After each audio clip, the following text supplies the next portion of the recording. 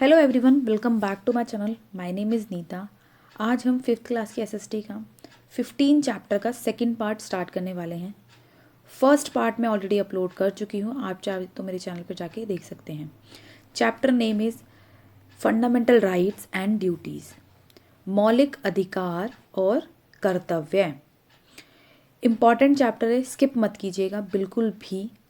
और इसका जो फर्स्ट पार्ट है वो ज़रूर देखिएगा, वहीं से आपका जो कंसेप्ट है चैप्टर को लेके और फंडामेंटल राइट्स और ड्यूटीज़ का जो कंसेप्ट है वो कहाँ से आया है वो आपको इस चैप्टर की फर्स्ट वीडियो में आपको पता चल जाएगा, तो वो स्किप मत कीजिएगा।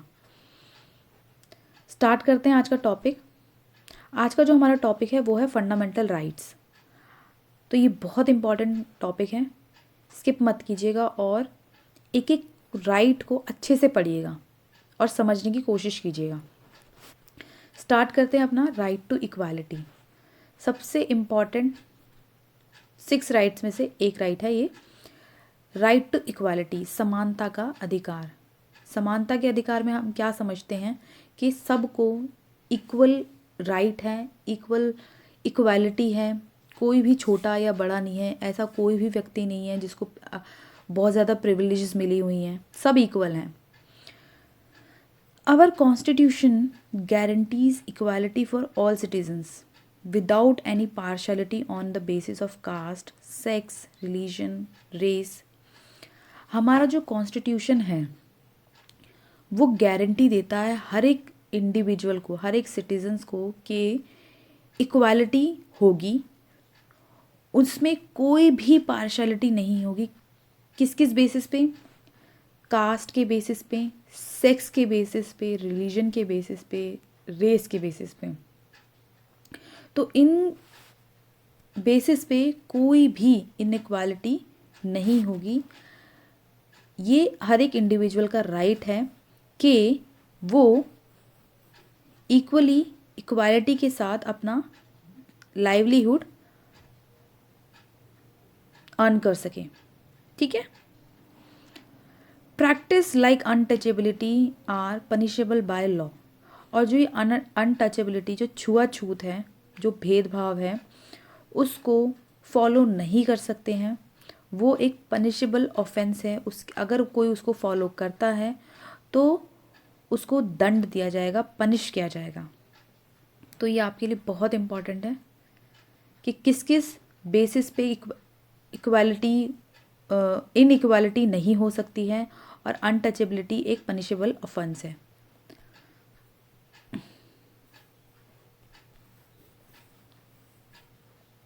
आगे बढ़ते हैं। Cultural and educational rights. अब कल्चरल एंड एजुकेशन राइट में क्या क्या चीज़ आती है आप देखिए। India is a nation of many cultures. जो इंडिया कंट्री है उसके अंदर बहुत सारे कल्चर पाए जाते हैं। हम ऐसे ही तो नहीं कहते ना कि इंडिया जो है वो डाइवर्स, उसके अंदर बहुत सारी डाइवर्सिटी है, उसके अंदर बहुत सारे लैंग्वेजेस हैं, रिलीजन है, धर्म के लोग रहते हैं, अलग अलग कल्चर को फॉलो करने वाले लोग रहते हैं, अलग अलग भाषा बोलने वाले लोग रहते हैं। तो constitution has given people the right to protect. और जो कॉन्स्टिट्यूशन है ये लोगों को अधिकार देता है कि वो अपने जो रिलीजन है, कल्चर है, लैंग्वेज है, उसको प्रोटेक्ट कर सकें, उसको प्रिजर्व कर सकें और उसको फॉलो कर सकें विदाउट कोई भी पाबंदी के। मतलब उनके ऊपर कोई पाबंदी नहीं है कि वो इस चीज़ को नहीं, मतलब एक ही धर्म को पूरी कंट्री में फॉलो किया जाएगा, नहीं, ऐसा कोई रूल नहीं है। अकॉर्डिंग टू कॉन्स्टिट्यूशन वो अपने अपने धर्म को, अपने अपनी लैंग्वेज को, अपने अपने कल्चर को प्रिजर्व कर सकते हैं, फॉलो कर सकते हैं without any restriction and develop her own culture. और वो अपने कल्चर को भी डेवलप कर सकते हैं। ठीक है। ये हमारा जो अधिकार है न्यू आया है, राइट टू एजुकेशन। सबसे इम्पॉर्टेंट है right to education. The right to education is a right given to the citizens recently. जो राइट टू एजुकेशन, जो शिक्षा का जो अधिकार है वो अभी अभी आया है, गिवन है रिसेंटली हर एक सिटीज़न को दिया गया है as per the right to the education act of 2009। और ये 2009 में ये जो राइट है, एजुकेशन राइट एक्ट, ये आया। इसके under all children in the age of group of 6 to 14 years have the right to free and compulsory education. और इस राइट के अंडर जो 6 से 14 साल के जो बच्चे हैं उनके पास ये राइट है फ्री एंड कंपल्सरी एजुकेशन का। मतलब वो फ्री हैं, उनके ऊपर कोई भी फाइनेंशियली प्रेशराइज नहीं किया जाएगा उनको, और वो फ्री अपनी एजुकेशन ले सकते हैं, और ये कंपल्सरी भी है। ठीक है। Under this act all private schools need to reserve 25% of seats for underprivileged children. अच्छा, इस एक्ट के अंडर एक चीज़ और है, जैसे इस एक्ट के अंदर एक चीज़ ये थी ना कि 6 to 14 ईयर्स के जो बच्चे हैं उनको फ्री एंड कंपल्सरी एजुकेशन दी जाएगी।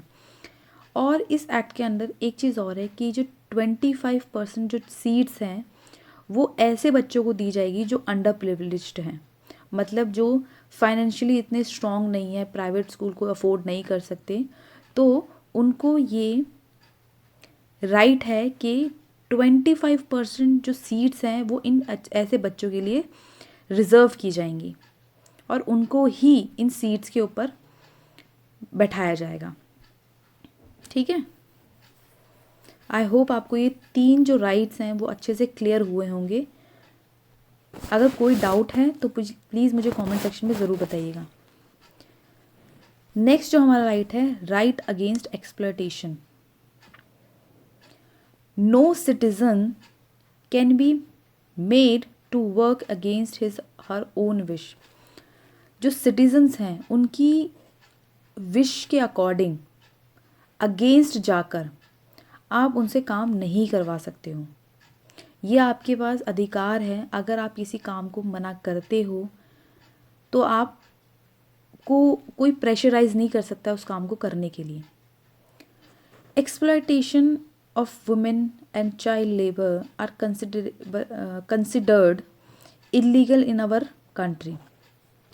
और कोई अगर प्रेशराइज करके जैसे विमेंस को, चिल्ड्रन को लेबर में रखता है, मतलब काम करवाता है उनसे, तो वो इलीगल है, वो पनिशेबल ऑफेंस है, मतलब उसको सज़ा मिलेगी। ठीक है। तो ये हमें ये कॉन्स्टिट्यूशन ये राइट देता है कि विमेंस को और बच्चों को जो है ज़बरदस्ती काम नहीं करवा सकते, प्रेशराइज करके उनकी इच्छा के अनुसार काम नहीं करवा सकते हैं।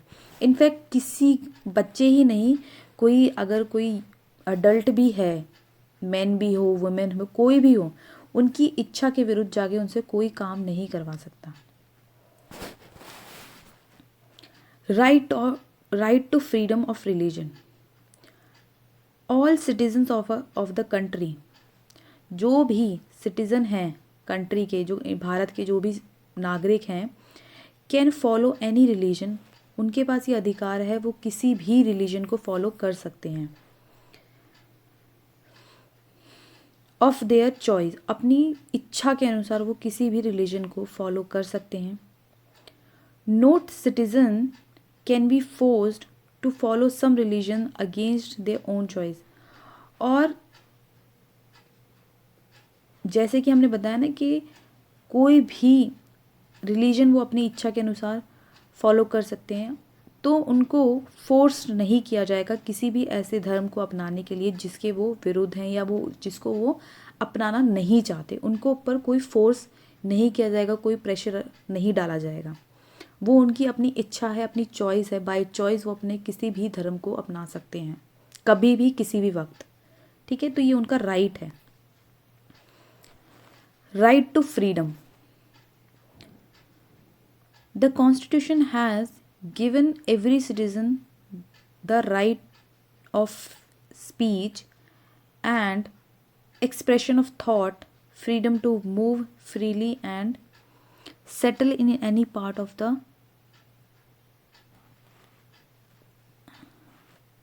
Also freedom to practise any trade और प्रोफेशन। हमें जो कॉन्स्टिट्यूशन है वो ये अधिकार देता है हर एक इंडिविजुअल को, जो भारत में रहने वाले नागरिक हैं उनको ये अधिकार है फ्रीडम ऑफ स्पीच, मतलब अपनी बात स्वतंत्र रूप से कहने का, एक्सप्रेशन ऑफ थॉट्स, अपने विचारों को रखने का, ठीक है। वो कहीं भी फ्रीली कहीं भी घूम सकते हैं, कहीं भी सेटल हो सकते हैं, कंट्री के किसी भी पार्ट में कभी भी जा सकते हैं विदाउट एनी रिस्ट्रिक्शन। और वो कोई भी प्रोफेशन प्रैक्टिस कर सकते हैं, कोई भी ट्रेड प्रैक्टिस कर सकते हैं, उनके ऊपर कोई भी पाबंदी नहीं होगी, कोई भी रिस्ट्रिक्शन नहीं लगाई जाएगी।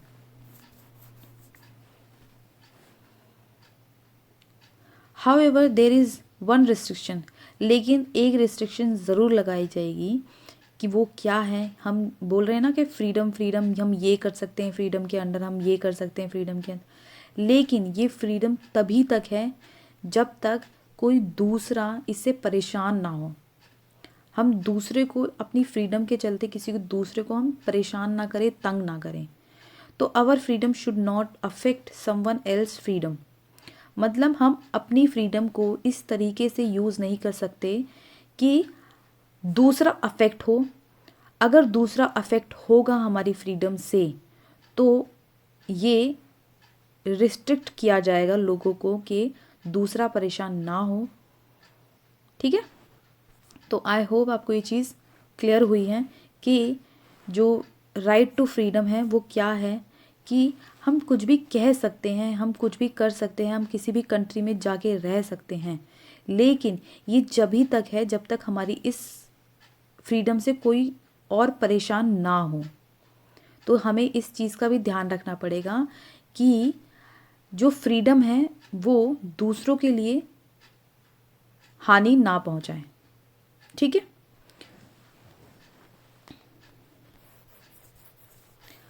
अब हमारा जो लास्ट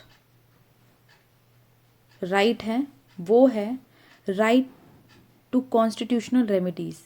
अब हम इतनी देर से जो जी 5 राइट्स 6 राइट्स की हम बात कर रहे हैं कि ये है राइट, वो राइट है, ये राइट है, ये रॉन्ग है, तो अगर ये राइट्स किसी को किसी कोई इनको हार्म करता है, कोई इनकी डिसरिस्पेक्ट करता है, तो हम इस राइट के अंडर, ये भी हमारा फंडामेंटल राइट है कि हम कोर्ट में जा सकते हैं। Every individual has been given the right to approach the court of justice to fight for his right, मतलब ये हर एक इंडिविजुअल का राइट है कि वो अगर उसको कोई उनके राइट्स को कोई हार्म पहुंचा रहा है, कोई उनको गलत तरीके से कुछ कह रहा है, गाइड कर रहा है, तो आप इसको, इन राइट्स को कोर्ट में अप्रोच कर सकते हो, कोर्ट में जाकर इन राइट्स के लिए फाइट कर सकते हो, ठीक है। तो ये इम्पॉर्टेंट है आपके लिए। ये जो 6 राइट्स हैं, अगर इनको कोई भी हार्म करता है तो आप इस राइट के under, right to constitutional remedy के अंदर आप कोर्ट में अपील कर सकते हो अपने राइट्स को प्रोटेक्ट करने के लिए, ठीक है। तो आज जो हमारी ये वीडियो है यहीं फिनिश होती है। अगर आपको मेरी वीडियोस अच्छी लग रही हैं, यूज़फुल हैं आपके लिए, तो लाइक शेयर सब्सक्राइब करना बिल्कुल ना भूलें। और नेक्स्ट वीडियो में हम फंडामेंटल ड्यूटीज़ के बारे में पढ़ेंगे। तो अगर मेरी वीडियोस अच्छी लग रही हैं आपको तो लाइक शेयर सब्सक्राइब करना बिल्कुल ना भूलें। Till then, thank you so much, bye bye.